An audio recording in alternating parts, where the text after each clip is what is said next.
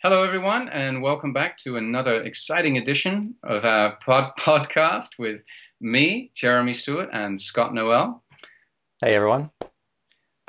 Today's episode, we're going to be covering six more chapters in Charles Eisenstein's incredible book, The More Beautiful World Our Hearts Know Is Possible. No So, pencil today. yeah, today's It keeps chapters changing. are The book today's keeps cha- changing. the book keeps changing. It Yes, does. Every I've time I under reread a chapter, I get something new out of it. Oh yeah, it's amazing. You know, the title should almost change with it. But so today's chapters are urgency, scarcity, doing, non-doing, Non-doing. attention, and struggle. They're all one-word chapters. Mind you, they're all one word in this book, aren't they? It Yeah, is the game that he plays. I just noticed that. So, how are you, Scott? How's it going? It's going well and kind of interesting as I immerse myself again in this book. I notice, for example, this particular set of chapters really kind of digs deep. Uh, and I find, for example, myself feeling strange in the dream state. I don't know if you've ever had that, but when you read a book that really kind of changes or rearranges your consciousness, then you kind of process it at night and you sleep very deeply and have strange dreams. That's the I kind of have during the day. that too. Yeah, no, that's true for me. Sometimes I wake up and my dreams, they almost immediately disappear upon waking, but then during the day they start to seep into my consciousness. So that book is doing that with this book is doing that with me too. In that, you know, during the day, something will just kind of creep in, and I'll realize, oh yeah, that's that chapter, or that's that thing that Charles is talking about here. So Right. yeah, it's pretty deep. It really gets under your skin. Yeah, especially this week, what has really gotten under my skin is some of the stuff we talked about last week, and we'll touch on it again today to some extent, which is this idea of scale, of things being more important or less important, and Hmm. the old way of thinking being that, you know, it's more important if it reaches more people or if it has a bigger, obvious impact. And I find myself questioning quite a bit this week, uh, and noticing the thought, oh, I shouldn't do that. It's not a priority. Hmm. And then thinking, well, wait a minute. Why is it not a priority? And what does my heart have to say about it? In particular, can I share a story? Yeah, of um, course. well, so we were going to record this yesterday, and the night before that, I was, I'm sorry, I can't even remember what time it is. I did a project on behalf of my daughter, who is she's in a play. It's like a summer camp where in a 3-week period, they put on a musical. It's really fun and exciting. But it's a lot of learning, and and she's learning new musical skills. And so I thought, well, my wife and I could help by creating some practice tracks for her. And then because she's never sung the complex harmony before, and this is something that my wife and I love, so we got excited about it. We ended up making practice tracks for the entire cast. And it was really like, it took a lot of time and effort. But and in fact, I ended up pulling an all-nighter because we had to get it ready before the next rehearsal. And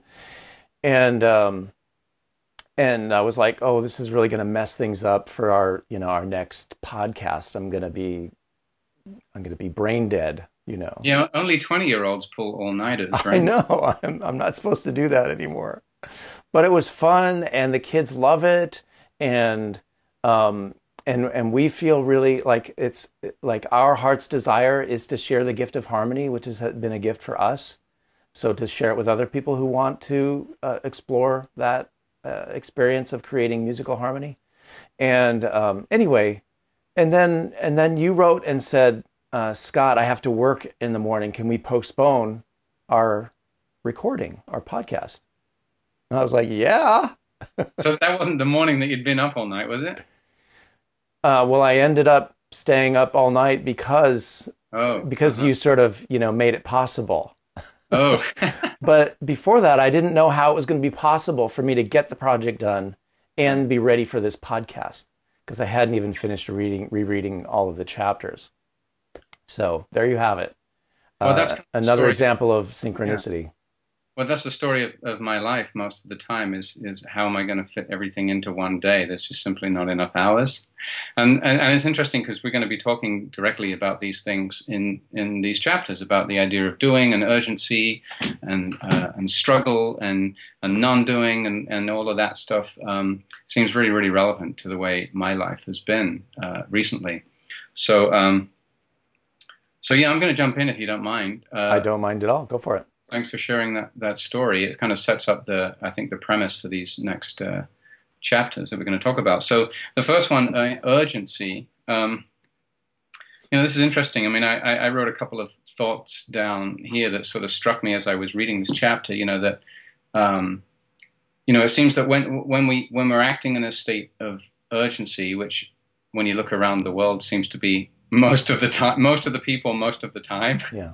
It seems that we're missing the obvious, and Charles talks about this, that, in our haste, to get things done and rush around, we misunderstand the true nature of what the problem might be. And that was a really interesting point. And I think that there's this culture of busyness that society has kind of taken on that somehow, like, when you talk to people and you say, well, how are you doing? Oh, I'm really busy, is a very common thing that I say it all the time. I do People are too. like, oh, I'm so busy. I got just so much going on. It's like just way too much going on. I'm just busy, busy, busy. And the reality is I am pretty busy, but then so much of that busyness is probably unnecessary or it's self-created. Certainly with me, I know I tend to take on a lot and then get overwhelmed.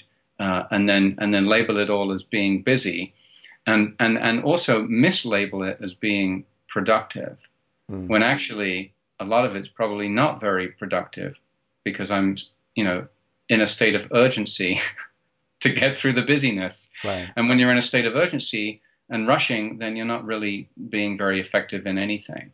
So I thought that was kind of interesting, and you see this a lot in the work environment. Certainly in my work environment, everyone seems to be rushing around being really busy. And yet, when you really look at what's going on, there's actually not much productivity really happening. Right. And I think that's also really predominant in the world of parenting as well. This sort of rushing from one activity to another and the importance of making sure our kids get all of their needed enrichment, in time for whatever, their college admissions. Overscheduling, right. Yeah. Yeah, there's a very common theme now is the sort of parental overscheduling of children's time and activities to the point where they have no downtime to do nothing, which is in many ways way more productive, that idea of doing nothing. And we'll talk about that in a minute here. But and that's something that really resonates with me a lot. I'm always, it seems, trying to find places or opportunities to do nothing, because I find those places are so rich if you're willing to sit in them without getting distracted and feeling like you should be doing something. And so it's interesting how, again, all these chapters kind of work very well together as a sort of collective theme. Yeah. They all talk to each other. These chapters are all kind of paraphrasing each other almost. There's instances where they kind of cross over. So yeah, urgency is a big one, and I think it's a struggle for a lot of people. Probably again because we're so wrapped up in this idea, this story that if you're not busy and rushing around and urgently doing things, then you're lazy, or you're not motivated, or you're unsuccessful. Right. Another idea that comes to mind is for me, particularly because I enjoy being busy, but maybe that's not the right word. There's a lot of things I enjoy doing, and what I struggle with is how much time it takes to do them. Mhm. And like for example, I love to read, but I don't read very quickly. I'm a slow reader. So for me to read a long book, I might be out of commission for a week or something, So um, and so it's not necessarily about not doing it or just sort of clearing the space, which is another whole thing, but also just about clearing away the urgency relative to time. It makes me think about indigenous cultures where when they decide to go on a journey, they don't have it on a schedule. Like, Right. We're going to go to the other side of the valley, and it will take as long as it takes. If the sun goes down, we'll set up camp. But they don't have that sense of, well, we got to get there before the sun gets down.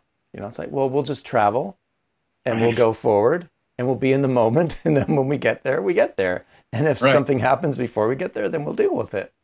Right. Right. It's interesting as you were speaking there too. It's like this idea of busyness. Another word popped into my head, and that word is engagement. Mm. Like, in other words, you can be busy or you can be really engaged in something.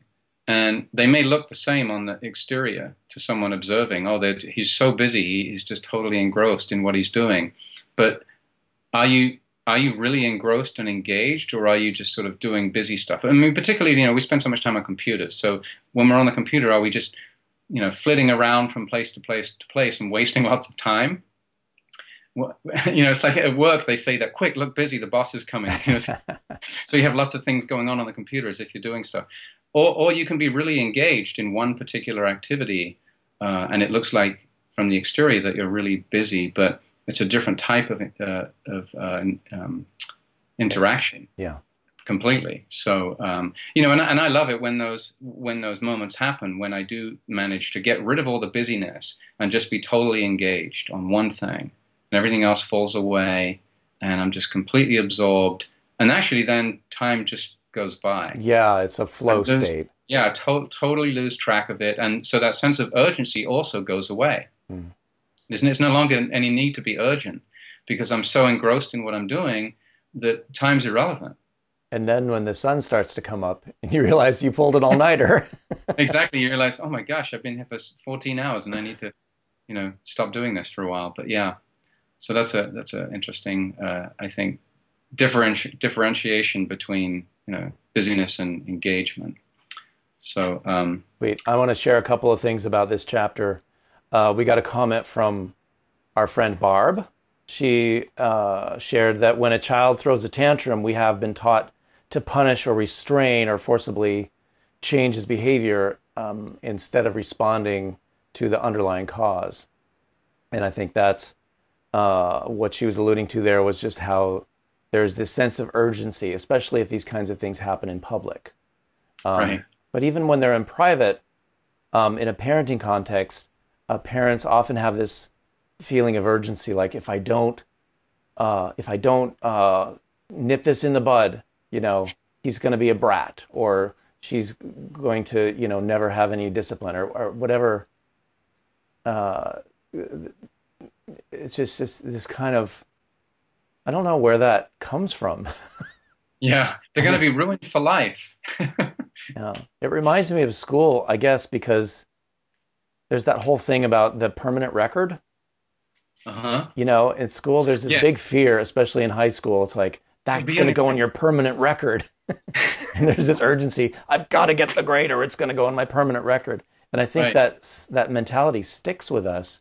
Yeah. Even in parenting, like as if your child can't have a tantrum and that's not going to be their permanent state. It's like, well, they'll get over it and they'll, you comfort them and you do what you do. And then you move on. They're not going to do that forever. I say that to parents often when I'm talking. I'll say, they'll describe a problem and they have that sense of urgency. what am I going to do about this problem? And, you know, like, maybe they, you know, they won't, uh, put on their shoes when they go outside. I always say, well, don't worry. By the time he's 18, he'll know how to put on his shoes or not. And Uh-huh. because we forget that's like, well, of course, you know, we figure this stuff out, and we don't have to figure it out right now. You can just let it happen. You don't have to make it happen. Right, right. No, that's very true. Yeah, that comes up a lot in parenting for sure. Um, the other thing that that comes up a lot in these chapters, in the next one, in the next chapter of scarcity, you know, I mean, I think that sense of urgency also is coming right out of that feeling that everything is scarce, and Yeah, so we have to hurry around and gather things around us and keep busy in case we lose everything. You know, just in case. just in case we lose everything, we should rush around and keep it all close to us and gather more stuff just in case. And so I wrote my comments here is that habits, and I'm sort of paraphrasing Charles here, but habits draw us back into the old story even after we've experienced a glimpse of a new story or perhaps even lived in it for a while. Yeah. And I've seen this personally a few times in my life. When I think I mentioned in an earlier episode. When I got divorced from my first wife, and I sold everything I owned, and I moved up and lived in a cabin in the woods at a Zen center, in the middle of nowhere, and wanted to completely shift my perspective on everything, and for a time I did. I was really engrossed and in that way of living, and even in that environment, the old story kept pulling. Those habits kept pulling. And I love what he says in this chapter. I underlined it in the book. It's really incredible. He says, in the days and weeks following an experience, you live effortlessly according to what you realized. Maybe you see everyone around you as an emanation of the divine, but after a while, what had been clear and effortless starts to require an effort to remind yourself to recall the experience. You need discipline where you needed none before. Mm. And that's so interesting because we're so habitual in the way we function. And even if you are able to step outside of that story and completely shift your perspective and paradigm for a little while, the habits are so ingrained that at some point they start to pull you back. And that's exactly what happened to me. Yeah, that's why he keeps going back to this idea that we can't. It takes a village, I guess you would say, to create and uphold a new story. Yes, that it's not something one person can do on their own. Right. He says a story can only be held in community. Yeah, yeah, which is very interesting. So yeah, and this idea of scarcity again. Just the fact that we think everything's running out.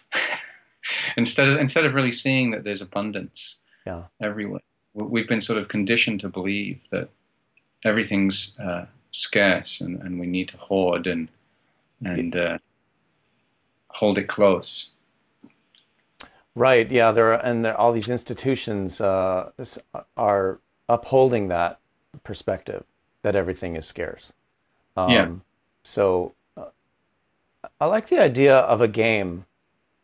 There's a book I read that I really love. It's called How to Win by Quitting. No, it's something like that. I'll find it and post it here. And it's basically talking about how everything is really like a game. We set up these rules and then we forget that they're made up, and that we don't actually have to play, or we can abandon the game. We can quit the game, or we can just change the rules. Mm-hmm. Once you realize it's made up, you realize, oh, why am I playing this game where I can't do this? This is what scarcity is. A game is, in a way, it's an artificial scarcity. You set up the rules and you say, well, you only win if the ball goes there. If it goes there, you don't win. So you created this artificial scarcity that goodness is there and it's not over there, right? When in fact, if you were just kicking the ball around, maybe goodness is over there, but you play Right. this game. And at any point you can say, well, that's just a make-believe rule. It's just a game, and I can decide to play it on my own terms. So maybe I enjoy kicking the ball in the other direction, and it Right. goes through the other team's goalpost. So what? I'm having fun. So you can kind of just change these rules on the fly and just realize that the scarcity was an illusion. Yeah, it's all illusion. And money, of course, is the biggest one here, I think. Yeah. The whole world seems to function on that premise that there's never enough money. And I love how in that chapter he talks about the interviews that they did with extremely wealthy, millionaires. And even they felt like they didn't have enough. It's like ridiculous. Like $76 million. Oh, I barely get by. And it's just incredible to me that someone could even think that. But we all do on some level. And I think no matter where you are on the sort of economic spectrum, we all experience that feeling of, oh, I don't have enough money, or Right. so, that's a huge one. Money is, I think, one of the biggest illusions of scarcity that we have. And, even as a kid, I used to think, I'd hear my dad all the time complaining about that. Like, we never had enough money and it was really hard to pay the bills. And then he was always complaining about it. And I remember saying to him when I was about 9 or something, well, Dad, it's just paper. Why don't they print more of it? That's what they do, actually. Yeah. Just print more of it then. If there's not enough of it, print some more. I didn't understand it then, and I still don't understand it now.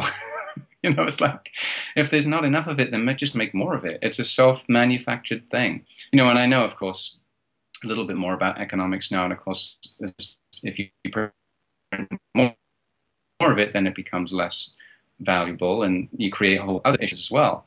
So, but that whole thing is feeding into the idea of scarcity again. The whole thing is built, the whole money system and the financial system is built on the premise of scarcity. And, more for me is less for you, as Charles says in the book. And, yeah, it's a really annoying one. And he points out a couple other areas where there's scarcity, this manufactured scarcity. One of them is time. Right. And I thought it was interesting that I had not actually thought of this, but our scientific worldview leads to this kind of sense of time being scarce because we tend to think in terms of a lifespan. I only have so many years before I die, and then it's over. As opposed to, I think, Right. a more indigenous way of thinking would be that sort of, this, if not just the simplicity of living in the eternal present, there is also this sense of connection to the past through your ancestors and through those who will come after you. That time isn't scarce. It's just more of a particular way of engaging in time that evolves. Right, and also, as we said a little earlier, if you're really engaged in some particular activity that really, pulls all of your attention to it, then time suddenly becomes endless. You can go all night and it seems like you were there for 10 minutes. So your Right. perception of time completely shifts depending on your relationship to activity within that time. Exactly. Whereas And if you're then, sitting around doing nothing, sometimes a minute can seem like an hour, Or like again, even waiting at the DMV. like waiting at the DMV, and it's like the clock is going, and you're like, come on. And then he points out what is perhaps the most intense form of scarcity that underlies so many other problems, which is scarcity of connection, human Yes. connection, and intimacy. Um, and I love that he said this. He implied that we should kind of get the sense that something is not quite true here because so many of us feel lonely, despite the fact that there are about 7 billion of us on the planet. Right, How is this possible that you could be right, surrounded by 7 billion other people and still feel lonely? Yeah. except if there was some sort of illusion of non-connection. Right. But I also think there is a very real sense of non-connection, particularly in the technological age, where so many of our quote unquote friends and acquaintances digitally, we connect with them digitally and we don't often see them. And so we have the illusion that we have lots of friends and lots of, but we're sort of alone in a room looking at a computer screen, much like you and I are doing now. And ironically, it seems that our internet connection is a bit choppy right now. Yeah, We have exactly. a scarcity of bandwidth. I think what it's trying to do is to actually draw us physically into the same room through the pipeline. I'm working on it. I'll let you know when I figure that out. It's funny though, because I do feel like when we have these video conversations, I do feel as if we are in the same room. And I think in part it's Yeah. because we are meeting in sort of a mental space Hmm. in the realm of thought, and we've met in real life before. So I think that does make a difference. And Yeah. the whole idea of what is connection is another whole book, I think, Yeah. because Definitely. it's certainly not just the physical proximity, but I think that is the most primal thing, and especially the thing that many of us are really deprived of from birth.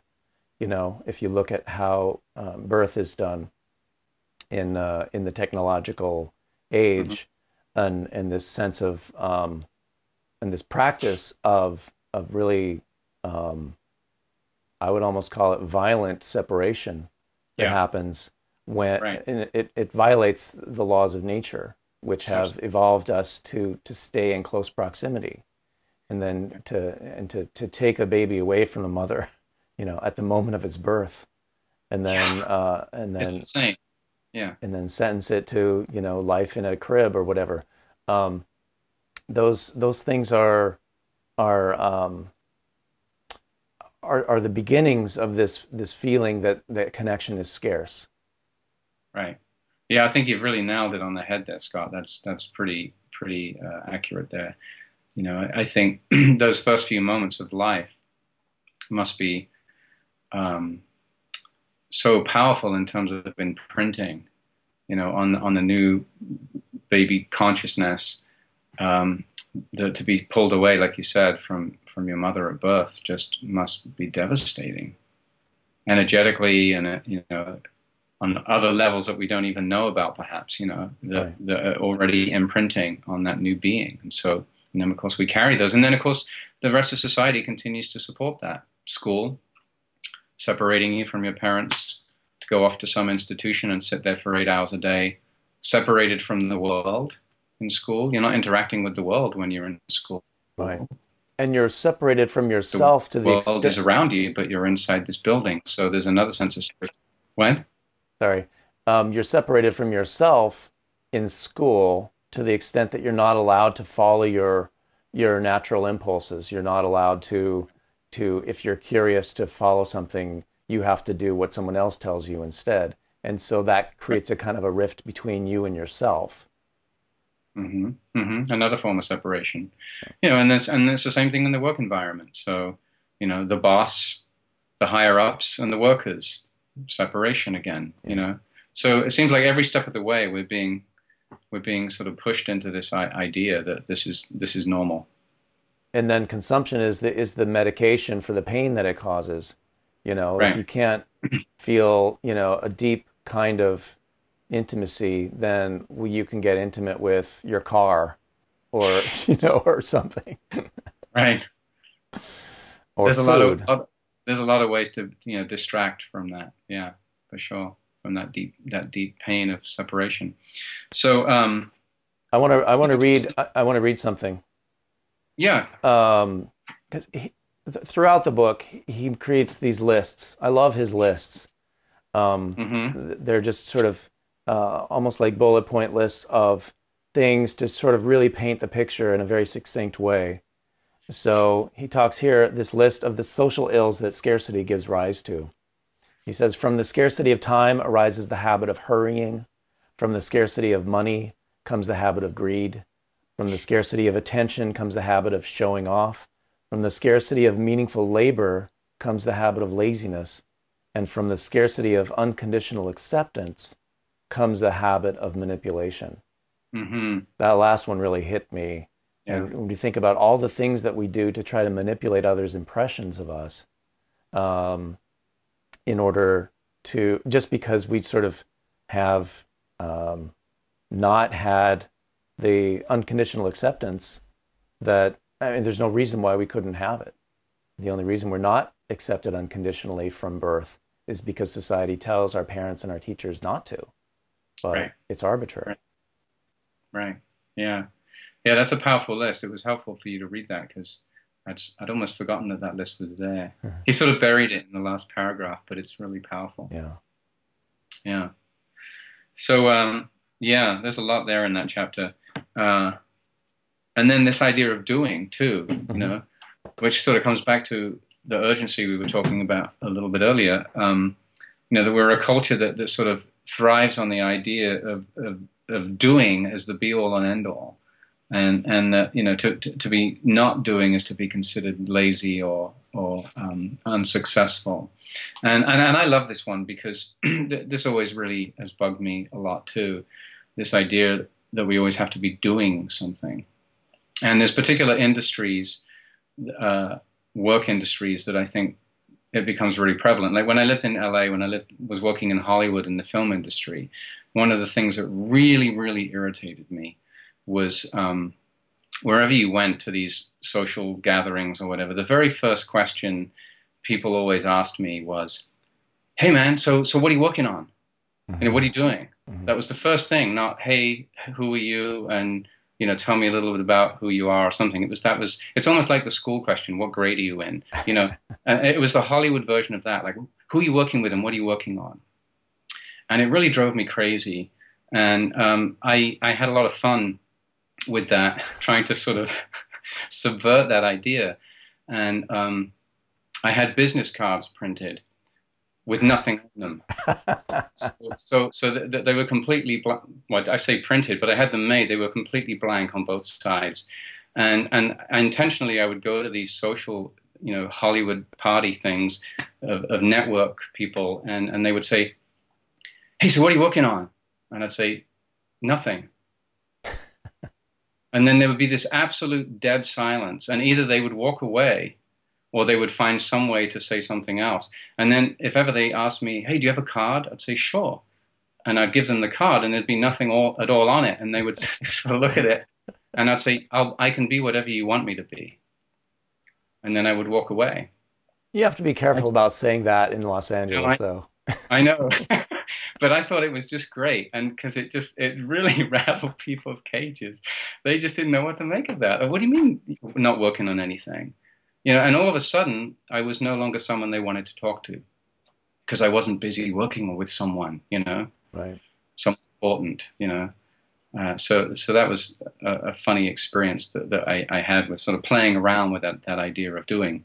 And yeah. That's great. You know, I kept thinking about that. I don't know if it's like a bumper sticker, but it's a play on the common phrase, "Don't just stand there, do something."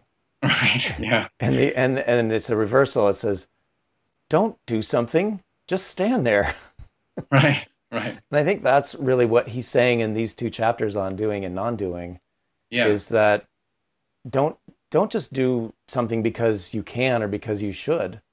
Just be willing to do nothing until an impulse, an authentic impulse to do something arises. Right. Yeah. I mean, he talks about it as doing out of habit again. Mm. You know, you do because that's what you've always done. It's habitual. Whether you should be doing it or not doesn't even come into it half the time. It's like, well, I should be doing this because that's what I've always done. That's what everybody expects me to do, and therefore I'm going to do it. That's just acting out of habit. And then of course the doing is usually ineffective and it's half-hearted, and you're not putting your soul into it, and whatever you're doing is probably shoddy and not up to standard anyway. And so I love the whole idea of not doing then. And having spent a lot of time not doing or trying to not do, trying really hard. trying really hard to not do. It's like Yoda says, you know, to do or do not. There is no try. Yeah. Um, so, I thought you were going to do it in a Yoda voice, though. well, like, well, do or do not. There is no try. Yeah. So that's my best Yoda impression. But the idea of not non-doing is so powerful because to me, that's where the most opportunity arises. And I've always been really fascinated with this idea of space between one event and another event. And one example I like to talk about is when you go to a beach and you look at the waves. You know, this big wave comes in this huge energy and crash, and it rolls into the sand. And then there's this tiny moment of pause before it all gets sucked back out again. So that moment of rest, to me, is the most interesting part of the wave. That's so beautiful. Thank you for giving me that image because I hadn't thought of it that way. But I have a visceral memory of sitting at the beach and feeling that. So. Yeah, it's so powerful because it's the moment. To me, that's the moment that's so pregnant with possibility. And yeah, and because you know something's going to happen next, but it hasn't happened, so you're suspended in that space very temporarily of not doing. The wave is not doing anything. It's come in, and then it goes back out. And I just love that. And the other example I really love is in classical performances. If you go to see a big orchestra, my favorite moment always of the entire performance is right at the beginning when they're all tuning up and it's just this cacophony of noise and everyone's playing slightly different phrases and you can hear little snippets of whatever piece of music you're going to play. Total utter chaos. And then the conductor comes in, taps his baton and raises his hand. And there's that moment right there before he comes down with the first note that is just brilliant to me. It's absolutely ripe with potential. It's so exciting because it hasn't happened yet. It's that moment of not doing. And right. I just love those two examples of that. You remind me also of something that he wrote in chapter 17. He talks about life being like a birth process. Yeah. When the time comes to push, the urge to push is unstoppable. Between contractions, the mother simply rests. And I think, you know, if you have a good midwife or a birth class or whatever, they teach you how to do that in birth. But we forget that you know, every day of life you're giving birth to something, and that kind of those contractions come and go.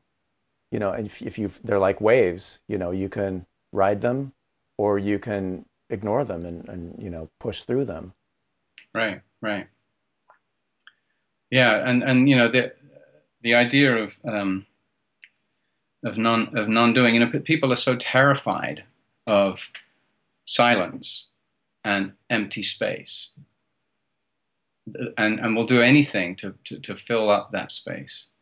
And you can, you know, you observe it all the time on the street. If you're riding on a bus or a train or something, you know, someone gets on and they sit down, and it's usually just a couple of seconds of just sitting down before they have to find something to distract themselves with. And of course, these days it's the phone. You know, the phone comes out, it's just glued to it, or a book or something. But rarely do you ever see anyone just sitting on the train, just being on the train and enjoying, you know, the movement of the train and not trying to fill up that space with anything else. Yeah. It's just such a funny observation. We see it everywhere. Everyone's just trying to fill that empty space quickly.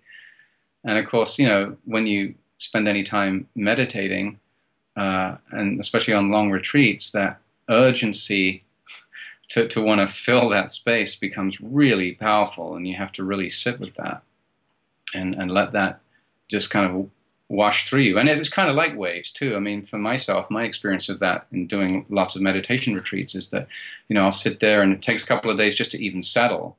And then I settle and I realize there's nothing. Oh my God, you know, I got to do something, and trying to be in that space and just allow that to be is really, really difficult.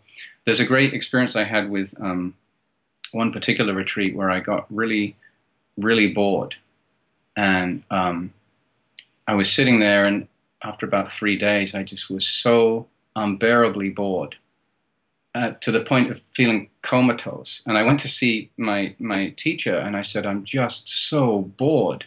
And he said, no, no, you're not bored. You haven't even entered into boredom yet. Go and be really, really, really bored. And so I went back and sat down and realized he was right. You know, there wasn't boredom yet. I hadn't even entered into that place of being still and being quiet. And in fact, that place of being still and being quiet was so incredibly rich. You can't be bored in that, you know? Yeah, that's fascinating. That this idea that nothing can be something. Mm-hmm. It's like, well, that's something. Wow, that's something. That stillness was so powerful. It was definitely something, even though essentially Right. it was nothing. Yeah, it's a funny thing. Yeah, so yeah, non-doing, I think the whole world needs to practice more, or make more space for the fine art of non-doing. Yeah. He says, a good time to do nothing is any time you feel stuck. Hmm. And I like that idea, that sense of, you know, if you're struggling to get through some sort of snare, and then you just realize you can just relax. And a lot Hmm. of times whatever is ensnaring you will just sort of fade away, and then you're not stuck anymore. Or And you then realize it wasn't ensnaring you at all. mm, You were ensnaring yourself by having some sense of need to urgently run around and fill the space with something. right, right. It's like quicksand. The more you struggle, the more stuck you get. Right.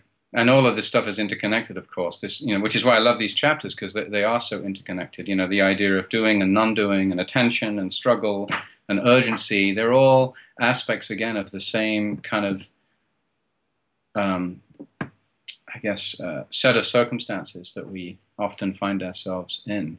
Yeah. So how do you navigate that? You know? One thing I found interesting was that he said that when we resist the need to do nothing, it can lead to depression. Mm-hmm.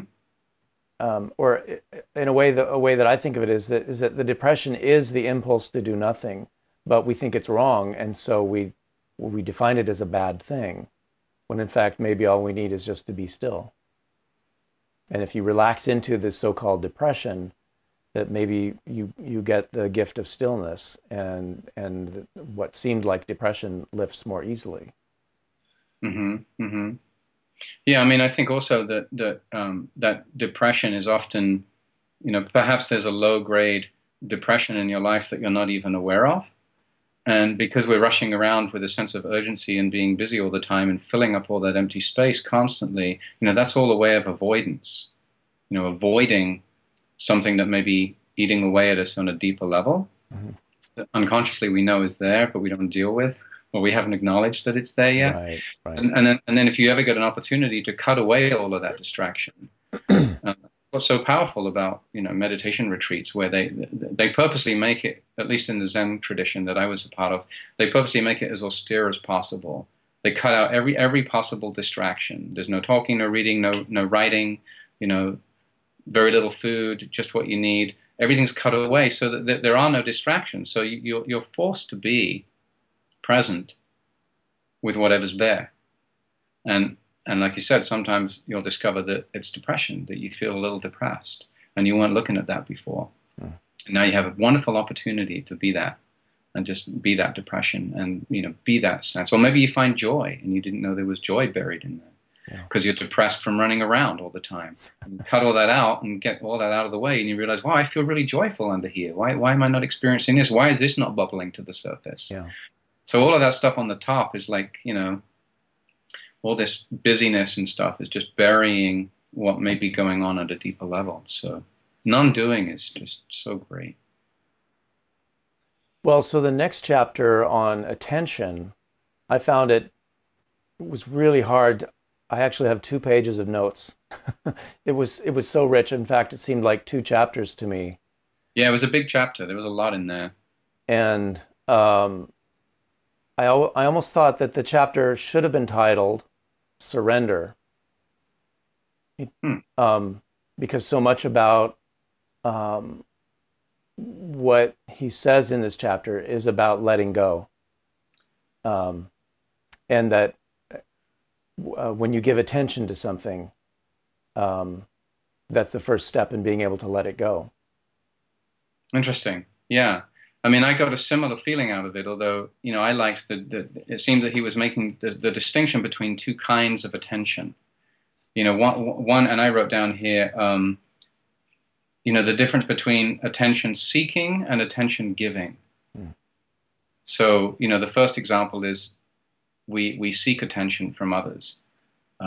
So we manipulate them to like us more, or look at me, look at what I've just done, and how great I am, or take notice of this great thing. So this is one way of seeking attention, and then the other one, of course, is to give attention to those impulses and desires and things that are bubbling up all the time, and give it your full attention.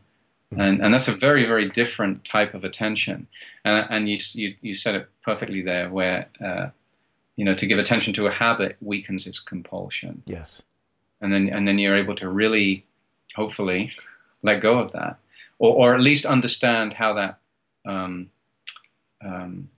compulsion works, and how that, what's behind that habit. Like, why is it there? What's its purpose? And then you can really begin to work with it. So that giving attention is really, really important in that framework.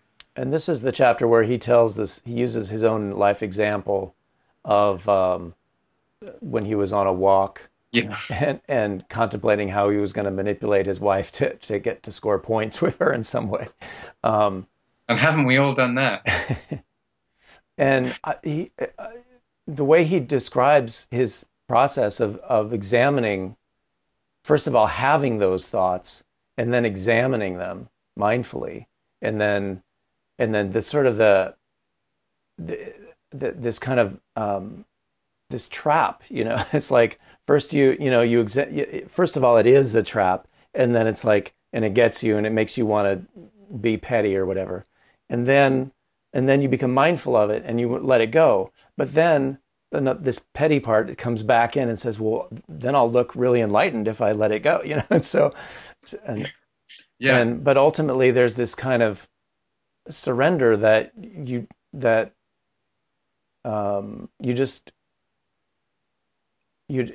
it's just acceptance. Maybe you're just being present with these impulses, and giving them your attention, but not resisting them. Right. Because when you resist it in some way, it persists, as he described in his story. Right. They just come back with full force, Yeah. Yeah, I mean, being open to them, and noticing that they're there, and that's where that's why I like the sort of two kinds of attention that he's talking about here, because you've got this idea of attention seeking, and it keeps coming at you from all these different angles, and then if you shift your attention to attention giving, and give those attention seeking moments your full attention, Right. then you're shifting it.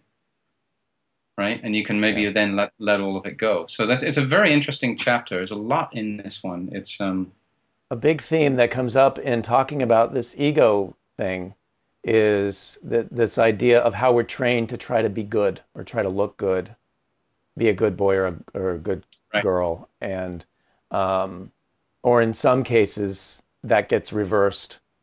He didn't say this, but I've noticed this, that some people, their way of being good is to be bad.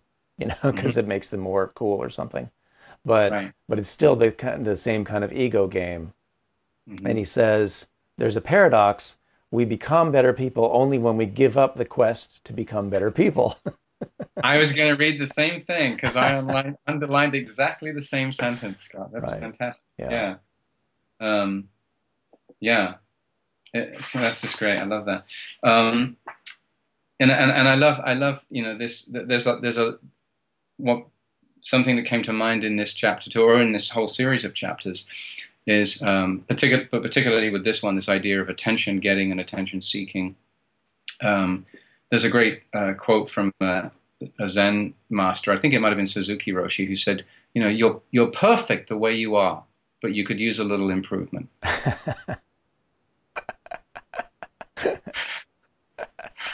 I just love that. It's just so great. Yeah, that's a hard one for people to grasp. He says being good is a part of this old story. It reflects the internalized approval seeking, originating from parenting, schooling, and religion. Hmm. And so this idea that we're perfect is sometimes hard to wrap our brains around, especially when it doesn't mean, I mean, perfection in this sense doesn't mean um, uh, static. It doesn't mean complete. Right. There's this eternal incompleteness that uh, that is exactly why this Zen master was correct when he said there's room for improvement, and you're Hmm. perfect the way you are. That like Yeah. that doesn't compute in the old story, No, not at but all. And that's why I love it. It's just such a paradox, and and yet it's it's completely the truth. you know. So, yeah. I want to share one other thing that he said. Please do not try to stop the habits of separation by force. Hmm. Um, and it's kind of uh, I think it's a call to self-compassion in the way that we catch ourselves being falling into ego games and doing things that are manipulative or of some sort of lower consciousness, and then try to use the same techniques to change it, to force ourselves to change rather than to just move into acceptance. Right. Right. And I think that's really the key to surrender, is giving this unconditional positive, not even positive, just unconditional presence, willingness to just be with what you see, and and from Or there comes giving. the freedom to let it go. Yeah. Sorry, I didn't mean to jump on you there. So, or giving equal attention to all parts, Mm. the parts that we label as good and the parts that we label as bad, or positive or negative, or however you want to look at it, dark side, light side, shadow self, unconscious. Just give equal attention to all of it. Yeah. And then I think maybe that's the way to have some sense of, self-acceptance. Right. And I think we're going to get more into this when we get to the chapters on good and evil. Yeah. Yeah. I don't know if there's one on good. I know there's one on evil, I think because there it's that's a he kind of debunks the whole idea of evil to some extent, or at right. least changes the way we think about it. You have more on attention there? Yeah, well, it feels like the latter part of the chapter is really almost a prelude to the following chapter on Right. struggle, because he's Right. talking a lot about work Hmm. and how society trains us from kindergarten or even earlier to do things we don't really want to do and to refrain from things we do want to. This is called discipline, the work ethic, or self-control. And Right. and we're taught to Which sets value up, that kind of anti-self perspective. and it sets up the whole idea of struggle, and that things that the idea that anything worth doing is going to be a struggle, instead of, because we've been set up to think that, you're only going to be successful if you struggle really hard, and overcome all these obstacles to get somewhere. And yet, why can't it just be easy? Why not? I mean, what's in the way of it just being Right. easy? And he quotes something where he says that 90% of work is really not necessary, of the work that actually happens that we do. And I've Right, had that thought before, like, for example, how there's whole industries that exist only because people don't trust each other, right, like security businesses and um encryption. And I can't think of them right now, but there's so many things that yeah, we wouldn't even need, like, if you work for a company that makes locks, door locks, in a world where people just trusted each other and there wasn't this scarcity consciousness where people have to steal from each other, there would be no industry of locks.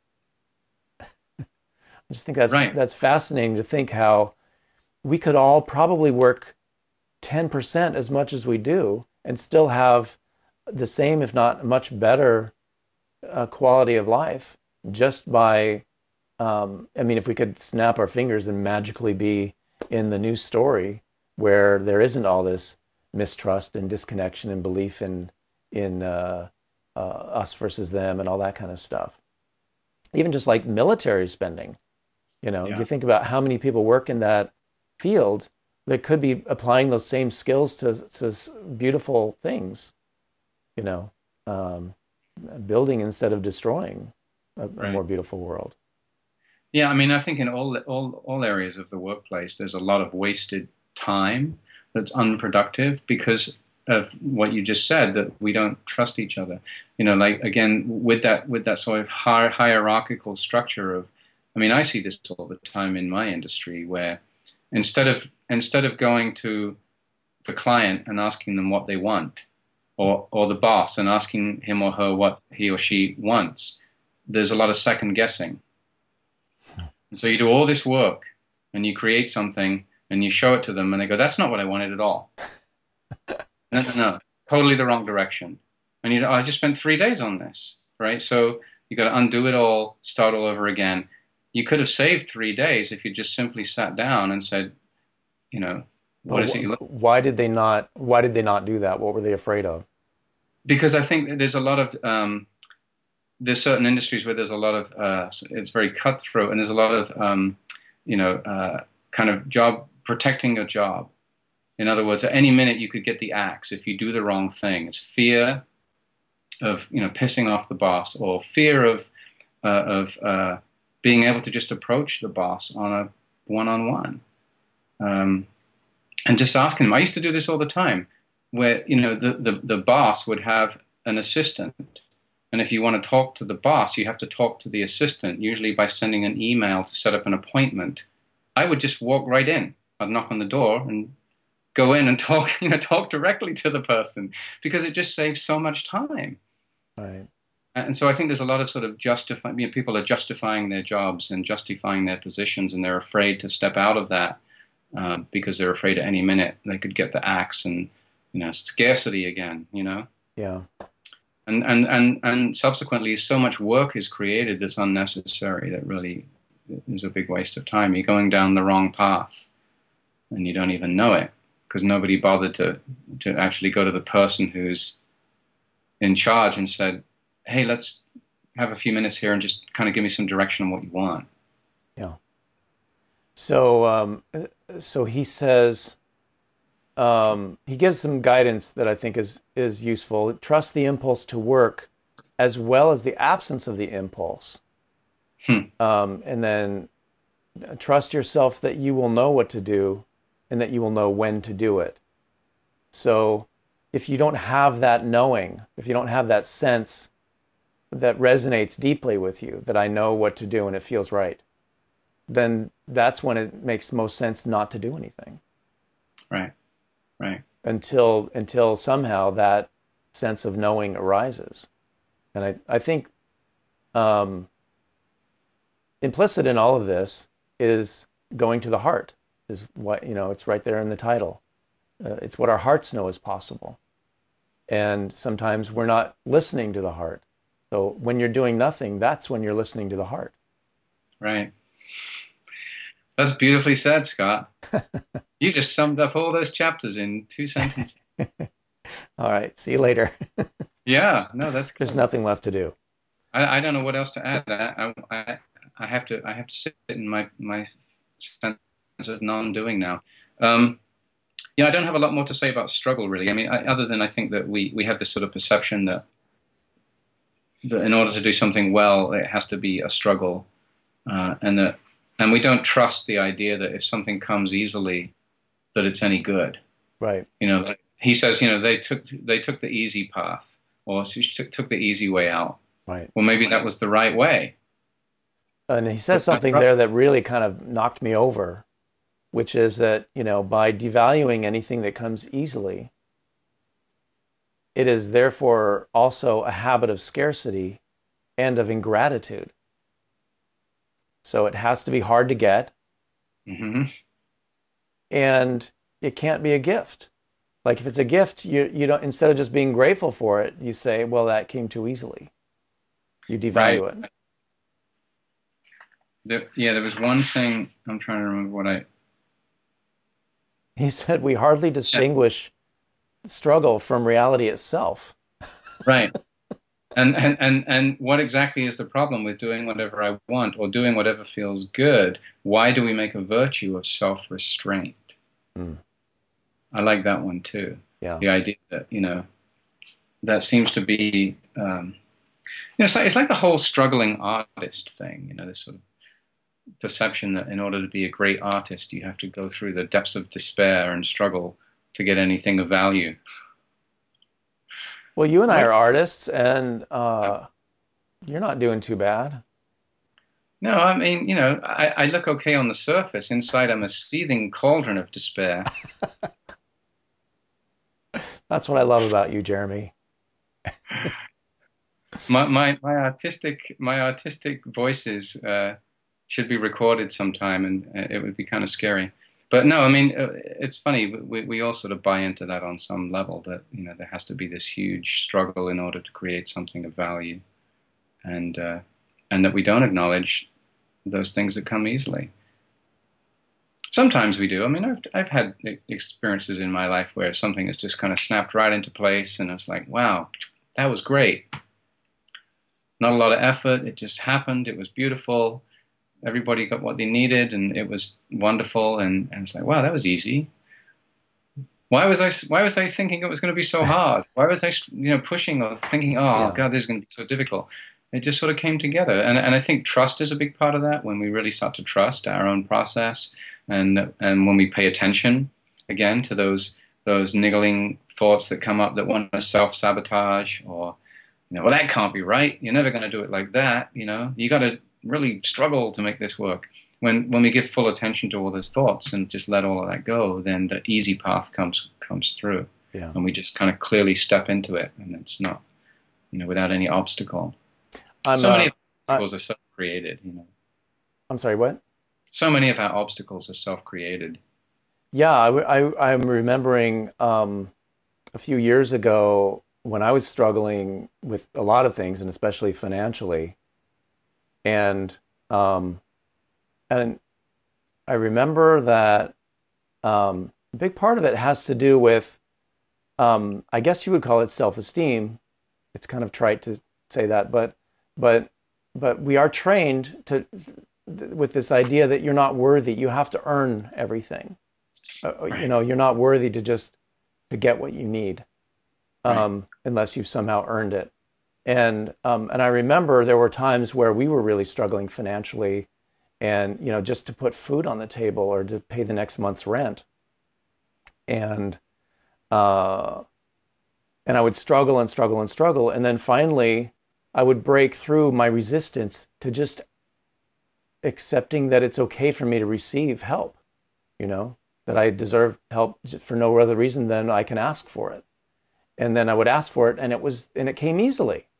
Hmm. But until then, I was struggling, and in this terrible, um, uh, just this really horror story at times. This feeling Hmm. like, I'm alone in the world and I'm going down, my ship's going down, and all these this feeling of like it just can't possibly work. Right, And then you finally just say, well, what if I just asked for help? And it was given so easily. right. And I was like, what? Why did I fight that so hard? Why was I so committed to the idea that I had to earn it? You know, um, and and so that's just has been um, a really big eye opener for me. to have those Yeah. experiences, and then eventually to get on the other side where I am connecting more with abundance, and then able to sense other people sometimes in that same position and say, you know what, I'd be happy to help you. Right. And then it's like, no, You no, no, gotta, no, I don't deserve it. I need to work harder.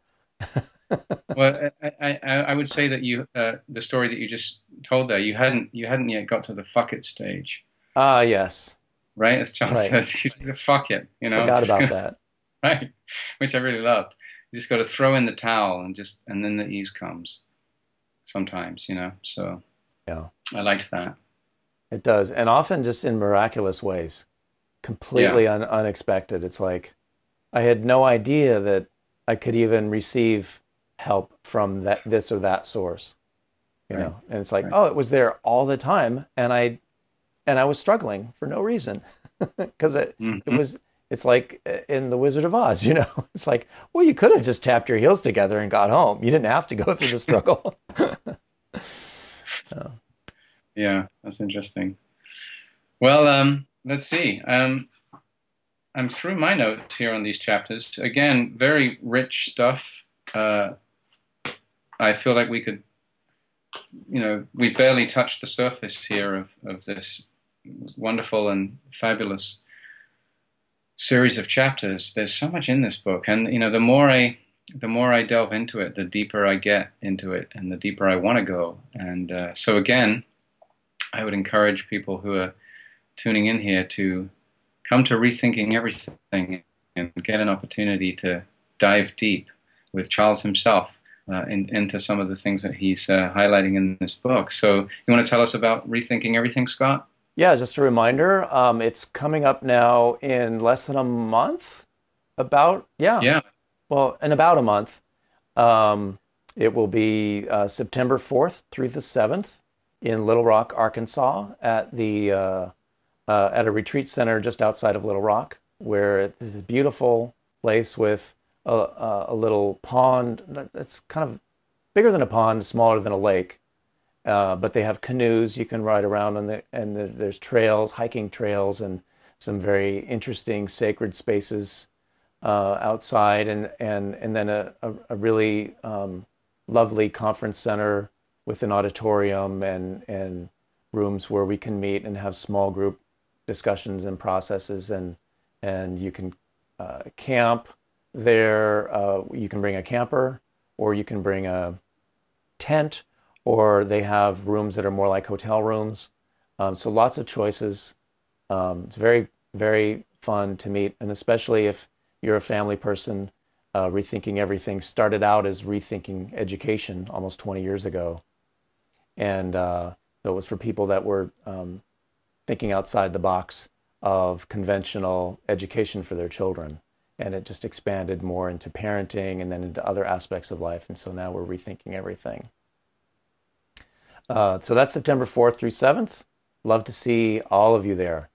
And I think I want to close with a quote from the last chapter that we went on, and then we'll talk about next week.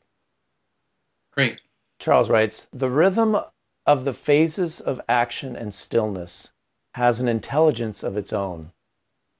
If we tune in, we can hear that rhythm, and the organ of perception is the desire, the nudge of excitement, or the feeling of flow, of rightness, or alignment."